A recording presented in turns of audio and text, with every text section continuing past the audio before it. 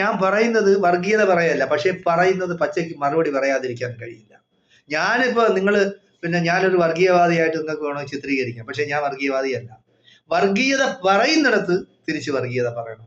അപ്പോ ക്രിസ്ത്യാനിയൊക്കെ എത്ര മന്ത്രിസ്ഥാനമായിരുന്നാലും യാതൊരു പ്രശ്നമില്ല, ആരും ചർച്ചയാവില്ല. ഇപ്പോ ഇടതുപക്ഷ ഗവൺമെന്റ് ഇരിക്കുന്നു, 10 പേര് നായന്മാരാണ് മന്ത്രിമാര്. 10 നായന്മാർ മന്ത്രിമാരുണ്ട്. നായന്മാർ കേരളത്തിലെ ജനസംഖ്യയിൽ എത്ര ശതമാനമാണ്? 11-12%.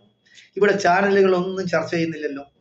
അതേസമയം കഴിഞ്ഞ UDF ഭരണകാലത്ത് മുസ്ലിം ലീഗിന് 5ാമതൊരു മന്ത്രിസ്ഥാനം കൊടുത്തു എന്നും പറഞ്ഞു എന്തെല്ലാം വിപ്ലവമാണ് ഇവിടെ ഉണ്ടാക്കി. BJP-ക്കാർ വിപ്ലവം ഉണ്ടാക്കി. ഇവിടെയുള്ള ക്രിസ്ത്യാനികളും ബാക്കിയുള്ള എല്ലാ ചാനലുകളും പ്രശ്നങ്ങൾ ഉണ്ടാക്കി. അപ്പൊ മുസ്ലിമിനെ ഇന്ന് വരെ കേരളത്തിന്റെ ചരിത്രത്തിൽ ഒരു മുഖ്യമന്ത്രിയാക്കാൻ കഴിഞ്ഞിട്ടുണ്ട്. ഇത് മുസ്ലിമിൽ നേതാക്കന്മാരില്ലാത്തതുകൊണ്ടാ. അത് മാർക്സിസ്റ്റ് പാർട്ടിയും വെക്കില്ല, കോൺഗ്രസും വെക്കില്ല. എന്തുകൊണ്ട്? ആരെയാണ് പേടിക്കുന്നത്?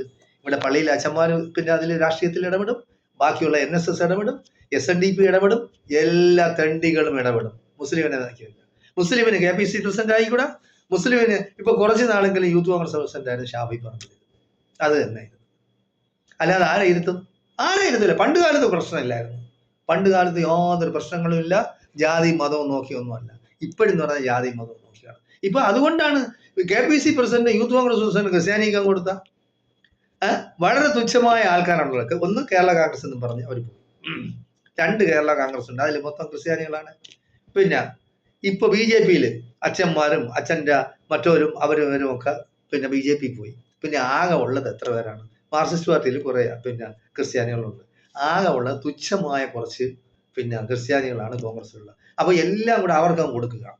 ബാക്കിയുള്ള സമുദായക്കാർ ചുമ്മാ മിണ്ടാതിരിക്കണം. എല്ലാം സമുദായം അനുസരിച്ച് തന്നെ കൊടുക്കണം.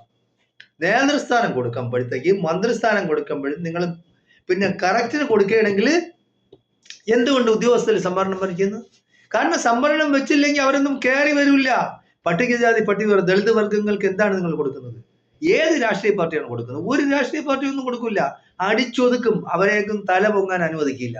അപ്പൊ ഈ സവർണ മേധാവിത്വം എന്ന് പറയുന്ന എല്ലാ സ്ഥലത്തും ഉണ്ട്.